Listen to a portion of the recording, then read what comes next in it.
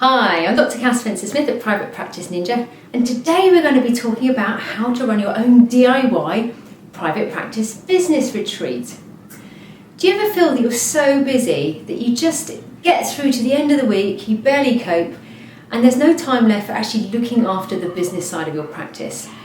And you promise yourself it's going to be different, and you know what, a whole year rolls by and you find yourself in that same place. I remember how that used to feel. Part of the problem is that we don't give ourselves enough pause time to let this stuff happen.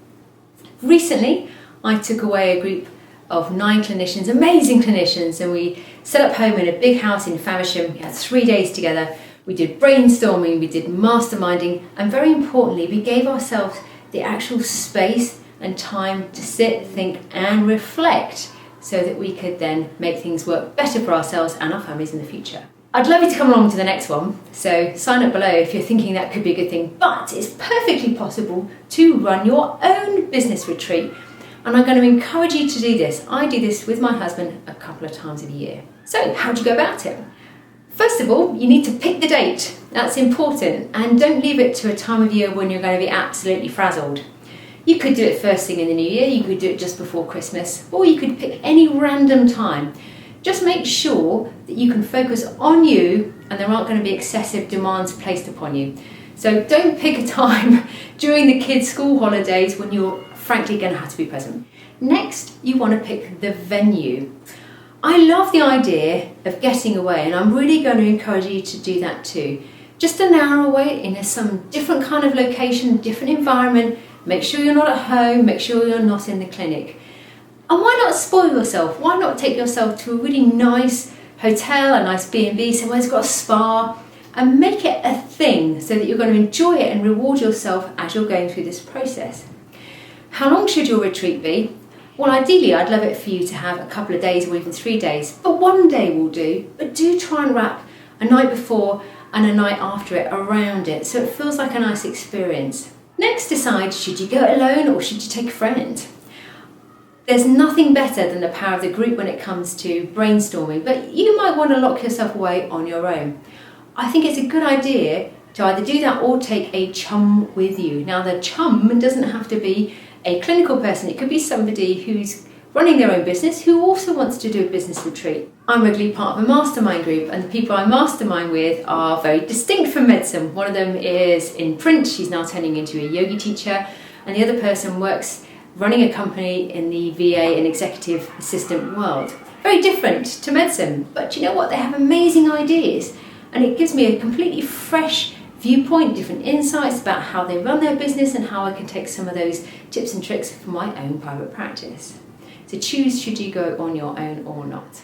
You might need to do a bit of prep before you go away. Why is that? Well, you might need to gather a bit of data because you might want to have those figures whilst you're away. So that might be that you need to print off actually some boring old bank statements, like how much money have I made this year, how much money did I make last year. It may be that you need some patient numbers. And what you don't want to be doing is jumping into your practice management software system, getting dragged into that email again with Mrs. Smith. You want to be able to take yourself out of that sphere, but you do want to have access to the numbers. So if you think you're going to need numbers, print them out and take them along. Arm yourself with the most beautiful stationery, big blocks of good old-fashioned post-it notes, whatever it is that enables you to go through a process of thinking and reflecting. Now, some of us do this digitally. I'm actually going to encourage you to think about going back to good old-fashioned paper. There's lots of psychology wrapped around paper and pens, and I think when it comes to reflecting, we're often better writing things down. So make sure you've got nice coloured pens, post-it notes, even a big A4 sort of post-it note block that you can write things on and tear it off and stick it on the wall. So arm yourself with stationery. So what did you actually do on your retreat? I go through a process. It's going to be different for everybody. But the first thing I want to do is start off with a really big brain dump. Okay, what things happened in your private practice this year? What significant things are there? Well, I'm going to encourage you to write each one singly on a post-it note and stick it on a wall. It could be that you opened a new clinic. It could be that you had to sack somebody. It could be that you found yourself in some nasty litigation process. It could be that you've done your first vlog. And you'll naturally find that there are some positives and negatives out there. So go and have a think. If you really can't think what's happened in your practice because you're so rushed, This is the one time I'll allow you to open up your email, have a quick stride through your email inbox from January, February, think, oh yeah, do you know what, I went on that amazing conference, or oh yeah, we tried working with that person but it really didn't work very well. So put your highlights up on post-it notes. We'll come back to that in a minute. Next, I think everybody should do a health check on their private practice. Look at your numbers. I'm not a numbers person, so this isn't my favourite part, but you know what? It can be really instructive. How much were you earning this year? How much did you spend this year? Was that spending well spent? Was it worthwhile you going on that conference? What are you not going to spend money on again in the future? Are there any subscriptions that you really don't need to be part of? For example, I've long since ditched my BMA subscription because I just don't read the BMJ, so I don't have it anymore in my life. You don't have to have them all either. So where are you wasting money? And maybe where should you be spending more money? Was it brilliant to buy some extra admin time from that amazing administrator that freed you up to be able to build a course or run some kind of fabulous education event? Think about what you're spending and where you could spend your money best. Next, think about your patient numbers. Is your practice growing? Is it shrinking? Is that what you want to happen? Are you a bit scattered? Are you seeing more patients in this vicinity and less in that vicinity? Should you move so you're only seeing patients in this vicinity? Think about your patient numbers and reflect on whether or not those are patients that are profitable. In other words, do they surgically convert? Or are they patients that are all pain in the bum? Now's the time to go back and reflect on your brain dump. What does it mean for you now? So for example, looking at all those things on the wall, what's the one thing you're most proud of that happened in your private practice this year? What are the 3 key things that really moved your practice forwards? Was it opening that second clinic? Was it shutting down that second clinic? And when you've had a look through those things, are there any common mistakes or habits that you seem to be falling into? So for example, one of my key habits is I say yes to too much. And sometimes it gets me in trouble. So when I go and reflect and think, do you know what, I survived talking at that conference, but I could have done without it, it will make me realise that I've only got room for 2 big conference speaking events a year in my clinical life and no more. And you can set some of those little targets for yourself going forwards when you look at the sort of mistakes and rituals and habits you might find yourself in. What things did you do really positively that you want to do more of in the future? And this is where we get to goals. I want you to set some goals.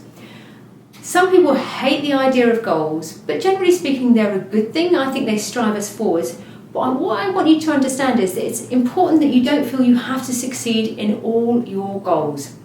I'm coming to the end of 2019 and I've been reflecting on the 10 key goals I set myself this year. I've fulfilled 7 of them. 3 of them I haven't. Why is that? It's because things changed, or I decided I didn't want to do it anymore.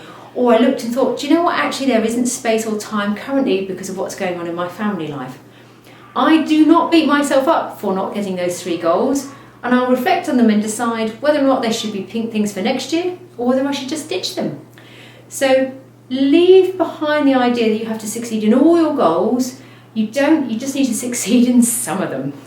How should you set your goals? You might think that one of your key goals is that you want to increase your prices, which is really important. And when we're setting goals, what we need to do is take each goal that we've assigned ourselves and think about what are the potential obstructions that are going to get away in that. What do you actually need to do to make that goal come to fruition? And very importantly, whose help you need to ask for to come to that fruition. So make a list of those. Think of the key players. Are there any more resources that you need to bring on board? Do you need to free up some time by outsourcing to a new administrator, etc., etc.? So list it out, take away the barriers, see the people that you're going to need for help, and see the stuff that you might need to buy or do in order to make this happen. So finally, I want you to celebrate your successes. Too often, the year rushes by, we don't celebrate what we've done well. So choose that treat. Are you going to lie in the bath and drink a bottle of champagne? Are you going to have a spa session? Or are you going to treat yourself to that photography weekend? Choose what you want to have. Go think about it on your retreat. Reward your successes. I've been Dr. Catherine Smith, the Private Practice Ninja, and I'll see you next time.